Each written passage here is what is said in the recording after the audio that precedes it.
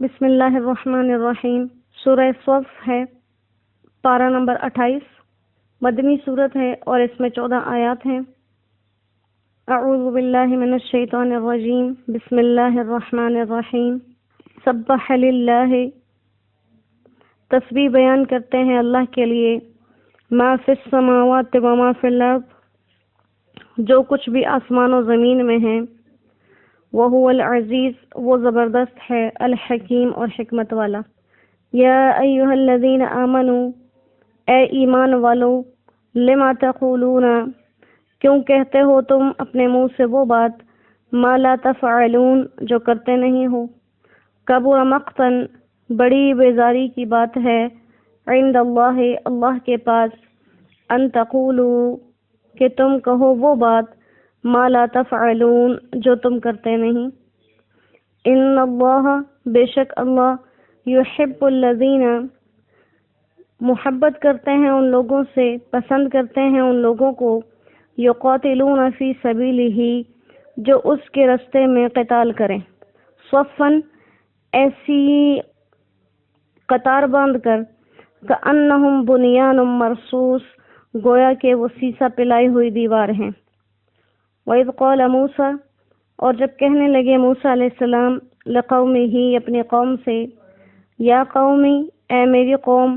لما تؤذوننی، کیوں تم مجھے اذیت دیتے ہو، کیوں مجھے ستاتے ہو، وقد تعلمون، اور تم خوب جانتے ہو، انی رسول اللہ الیکم، کہ میں تمہاری طرف اللہ کا رسول ہوں۔ فلما زاغوا، لیکن جب ٹیڑھے ہو گئے ان کے دل، جب وہ لوگ پھر گئے، ازاغ اللہ قلوبہم، تو اللہ نے ان کے دلوں کو بھی پھیر دیا۔ فلما زاغوا، جب وہ لوگ پھر گئے، ازاغ اللہ قلوبہم، تو اللہ نے ان کے دلوں کو بھی پھیر دیا۔ واللہ، اور اللہ، لا یہدی القوم الفاسقین، فاسق لوگوں کو، نافرمان لوگوں کو ہدایت نہیں دیتے۔ صدق اللہ العظیم۔ سورہ مبارکہ ایک خاص واقعے کے بارے میں نازل ہوئی کہ صحابہ کرام رضوان اللہ علیہم اجمعین کی جماعت ایک دفعہ آپس میں اکٹھی ہوئی اور وہ یہ بات کہنے لگے،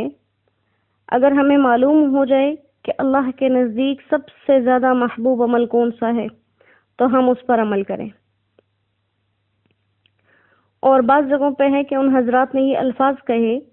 کہ اگر ہمیں احب الاعمال عند اللہ، یعنی کہ اللہ کے نزدیک سب سے زیادہ محبوب کون سا عمل ہے، وہ معلوم ہو جائے تو ہم اپنے جان و مال سب اس کے لیے قربان کر دیں۔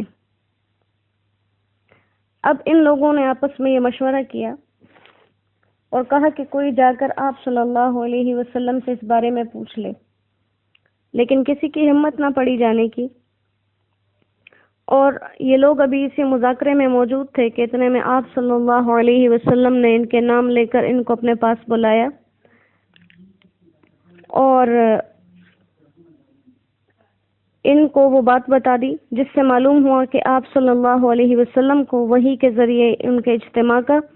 اور ان کی گفتگو کا علم دیا گیا۔ جب یہ سب لوگ آپ کے پاس حاضر ہوئے تو آپ صلی اللہ علیہ وسلم نے ان کو سورہ صف پڑھ کر سنائی جو اسی وقت آپ پر نازل ہوئی تھی۔ تو اس صورت میں یہ بتایا گیا کہ احب الاعمال جس کی تلاش میں یہ لوگ موجود ہیں وہ اللہ کے راستے میں جہاد کرنا ہے، اور ساتھ ہی یہ بھی بتایا کہ ان حضرات نے جو ایسے کلمے کہے کہ اگر ہمیں معلوم ہو جائیں تو ہم اس کے لیے ایسی جاں بازی دکھائیں کہ ہم اپنی جان اور مال وغیرہ خرچ کر دیں، جس میں ایک طرح کا دعویٰ محسوس ہوتا ہے کہ ہم ایسا کر سکتے ہیں۔ تو اس پر ان کو تنبیہ کی گئی ہے کہ کسی مومن کے لیے یہ دعوے کرنا درست نہیں ہے کہ میں یہ کام کروں گا ہی کروں گا، کیونکہ وہ خود نہیں جانتا کہ اگر وہ وقت آ گیا اور کہیں وہی چیز فرض ہو گئی، کہیں وہی چیز لازم ہو گئی تو کہیں ایسا نہ ہو کہ یہ لوگ ادا ہی نہ کر سکیں، یا ان کے پاس اس وقت اسباب ہی جمع نہ ہو سکیں، یا جو چیزیں ان کاموں سے روکنے والی ہوں وہ ان سے رک نہ سکیں۔ لہذا اگر کوئی انسان کسی چیز کا پکا عزم کر بھی لے تو پھر بھی اس عزم اور ارادے کو ظاہر کرتے ہوئے ساتھ انشاءاللہ کا کہنا ضروری ہے، جیسے آپ صلی اللہ علیہ وسلم کو نصیحت کی گئی قرآن کریم کے اندر کہ وَلَا تَقُولَنَّ لِشَيْءٍ إِنِّي فَاعِلٌ ذَلِكَ غَدًا إِلَّا أَن يَشَاءَ اللَّهُ، کہ آپ نے اگر کبھی بھی کوئی کام کرنا ہے تو یوں نہ کہو کہ میں آئندہ اس کو ضرور کروں گا، بلکہ یوں کہو کہ میں اس کام کو کروں گا انشاءاللہ، اگر اللہ نے چاہا۔ تو اب جو صحابہ کرام نے آپس میں بات کہی تو اس میں ایک طرح کا دعویٰ موجود تھا کہ اگر ہمیں کوئی ایسی بات پتہ چل جائے تو ہم اس پہ ضرور عمل کریں، اور یہ دعویٰ کی صورت اللہ کریم کو پسند نہیں آئی کہ کوئی بھی انسان خود کسی چیز کا دعویٰ کرے، بلکہ کسی بھی کام کا دعویٰ کرنے سے پہلے اس کو اللہ کی مشیت کے حوالے کر دینا چاہیے۔ تو اس تنبیہ کے لیے آگے یہ بات کہی گئی کہ یا ایھا الذین آمنوا لما تقولون ما لا تفعلون، کیوں کہتے ہو وہ بات جو تم کر نہیں سکتے؟ یہ اللہ کے نزدیک کبر مقتن بہت بڑی بیزاری ہے، بہت بڑی بیزاری ہے۔ تو لہذا یہاں پر ان کو ممانعت کی گئی کہ ایسی باتیں نہ کرو۔ لا تفعلون کا ظاہری مطلب تو یہ ہے کہ جو کام تمہیں کرنا ہی نہیں ہے اس کا دعویٰ مت کرو، جس سے ایسے کام کی تو ممانعت ہو گئی کہ جو انسان نے کرنا ہی نہیں، کیونکہ یہ تو جھوٹا دعویٰ ہو گیا۔ ایک انسان کو اندر سے پتا ہے میں نے نماز نہیں پڑھنی، میں نے تہجد نہیں پڑھنی، لیکن لوگوں کو بتاتا پھرے۔ ایک انسان کو پتا ہے میں نے جہاد پہ جانا ہی نہیں، لوگوں کو بتاتا پھرے۔ ایک انسان کو پتا ہے میں نے حج کرنا ہی نہیں، لیکن لوگوں کو بتائے۔ تو یہاں اس چیز کی تو صاف ممانعت ہو گئی کہ وہ کام جو کرنا ہی نہیں ہے اس کو لوگوں کے سامنے کیوں کہتے ہو۔ لیکن یہاں پر چونکہ جو صحابہ کرام نے بات کہی تھی تو وہ محض جھوٹ کا دعویٰ نہیں تھا، لیکن صرف ان سے یہ ہو گیا کہ اس عزم اور ارادے کے ساتھ اپنے آپ پر بھروسہ کیا، تو تب بھی انہیں وہاں ٹوک دیا گیا، کیونکہ یہ قاعدہ اور قانون ہے کہ جب کسی قریبی شخص سے معمولی سی غلطی ہو جائے تو اس کو فوراً ٹوک دیا جاتا ہے، بنسبت دور پار کے لوگوں کے اگر وہ بڑی بڑی غلطیاں بھی کر دیں تو ان سے لوگ درگزر کر دیتے ہیں۔ تو یہاں انہیں یہ بات دوبارہ سے سمجھائی گئی کہ اگر کسی کام کو کرنا ہے تو بہتر تو یہ ہے کہ جو کام تمہیں پہلے سے معلوم ہو ان کو کرتے جاؤ، لیکن اگر پھر بھی کسی بڑے کام کی جستجو ہو، تلاش ہو، تو اس کے ساتھ اللہ کی مشیت یعنی انشاءاللہ کی قید لگا دیا کرو۔ اس سے ایک تو یہ بات پتہ چلی کہ ایسا کام جس کو کرنے کا ارادہ نہ ہو اور اس کا کوئی دوسروں کے سامنے دعویٰ کرتا پھرے، یہ گناہ کبیرہ ہو گیا، جیسے کہ کبر مقتن کہا گیا کہ بہت بڑی ناراضگی ہے اس میں اللہ کی۔ اور جہاں یہ صورت نہ ہو بلکہ کرنے کا تو ارادہ ہے تو وہاں بھی اپنے قوت اور طاقت پر بھروسہ نہ کریں۔ لہٰذا اس چیز کو انسان اپنی زندگی میں لازمی لے کر آئے کہ جو اچھائی کے کام اس نے کرنے ہی نہیں ہیں دوسروں کے سامنے وہ دعوے نہ کرے۔ پھر اس سے ایک چیز پتہ چل گئی کہ اس کام کا تعلق دعوے سے ہے، دعوت سے نہیں ہے۔ جیسے اکثر لوگ کہتے ہیں کہ جو کام نیکی کا خود نہیں کرتے وہ دوسروں کو بھی نہیں کہنا چاہیے، تو یہ اس کے متعلق نہیں ہے کہ جو نیکی خود نہیں کرنی۔ یہ لوگوں نے غلط مفہوم سمجھ لیا کہ خود نیکی نہیں کرتے تو دوسروں کو نیکی کا نہ کہو، کیونکہ قرآن میں لکھا ہے کہ جو خود نہیں کرتے وہ دوسروں کو بھی نہ کہو۔ تو یہاں وہ بات نہیں ہے، یہاں صرف دعوے کی بات کی گئی ہے، دعوت کی بات نہیں کی گئی۔ اور دوسرا اس کے اندر جب ایک انسان خود کوئی کام نہیں کرتا ہوگا لیکن دوسروں کو کہے گا تو یہ چیز اس کے لیے خود شرمندگی کا باعث بنے گی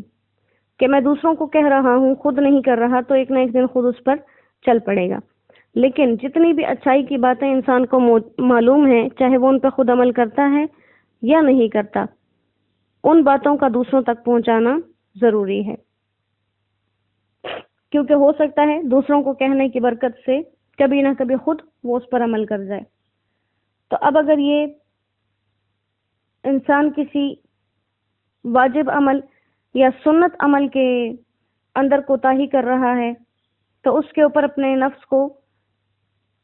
شرمندہ کرنا بھی واجب ہوگا، اور اگر کوئی کام مستحبات میں سے ہے، مستحب ہے، تو پھر اپنے آپ کو شرمندہ کرنا مستحب ہوگا۔ لہٰذا یہاں پر انسان کو ایک اصول بتایا گیا کہ جو نیکی کے کام تم کرنا ہی نہیں چاہتے وہ دوسروں کو بتاتے مت پھرو۔ نمازیں نہیں پڑھنی تو لوگوں سے مت کہو میں اتنا نمازی ہوں۔ اس کا یہ مطلب نہیں کہ دوسروں کو یہ نہ کہو کہ نماز پڑھو۔ دونوں باتوں میں فرق ہے کہ جو کام تم نے نہیں کیے وہ اپنے لیے ثابت مت کرو، یہ مطلب نہیں ہے کہ دوسروں کو بھی اس کا نہ کہو۔ پھر آگے ان لوگوں کی جو بات تھی کہ اللہ کا محبوب عمل اگر ہمیں پتہ چل جائے تو اللہ نے اگلی آیت میں ان کو بتا دیا کہ ان اللہ یحب الذین یقاتلون فی سبیلہ، اللہ ان لوگوں سے محبت کرتے ہیں جو اس کے راستے میں قتال کریں، اور کس صفت کے ساتھ قتال کریں، کأنہم بنیان مرصوص، گویا کہ وہ سیسا پلائی ہوئی دیوار ہیں۔ تو اللہ کے نزدیک سب سے پسندیدہ اعمال کہ اللہ کے دشمنوں کا مقابلہ کیا جائے، اللہ کے کلمے کو بلند کیا جائے اور ان کے سامنے کمزوری نہ دکھائی جائے، کہ انسان اللہ کے دین کی تبلیغ میں، اللہ کے دین کی اشاعت میں کسی بھی طرح کی کمزوری دکھا جائے، اس چیز کی ممانعت ہے۔ مومن کو کمزور نہیں، مومن کو طاقت والا ہونا چاہیے، مومن کو دبنا نہیں چاہیے، اسے لوگوں کو دبانا آنا چاہیے۔ تو یہاں پر اس چیز کی نصیحت ہے، اور یہاں پر تو جہاد کا ذکر کیا گیا کہ جو اللہ کے راستے میں ایسے قتال کریں گویا کہ وہ سیسا پلائی ہوئی دیوار ہیں۔ تو اب یہاں پر وہاں عملی جہاد کا ذکر تھا، لیکن حکم اس آیت کا تمام زندگی کے لیے ہے۔ یہ قتال کسی بھی صفت کے ساتھ ہو، چاہے کلام سے ہو، چاہے قلم سے ہو، چاہے جسمانی ہو، جہاں کہیں بھی اللہ کے حکم مٹتے جا رہے ہوں وہاں اپنی طاقت اور وسعت کے مطابق اللہ کے احکامات کو زندہ کرنا، کیونکہ حدیث مبارکہ کا مفہوم ہے کہ جہاں کوئی برائی ہوتے ہوئے دیکھو، اگر تو تمہاری اتنی طاقت ہے کہ ہاتھ سے مٹا سکو تو اس کو ہاتھ سے روکو، اگر اتنی طاقت نہیں زبان سے برا کہہ سکتے ہو زبان سے برا کہو، اگر اتنا بھی نہیں تو دل سے تو لازمی برا سمجھو، کیونکہ یہ ایمان کا ادنا درجہ ہے۔ جو انسان کسی برائی کو ہوتے ہوئے دیکھے اپنے دل میں بھی اسے غلط خیال نہ کرے تو گویا کہ اس میں ایمان ہی موجود نہیں۔ تو لہٰذا یہاں پر اللہ کے پسندیدہ اعمال کا ذکر کیا گیا کہ اللہ کے نزدیک پسندیدہ اعمال کون سے؟ اللہ کے نزدیک پسندیدہ اعمال اس کے راستے میں اس کے دین کی اشاعت کے لیے اپنے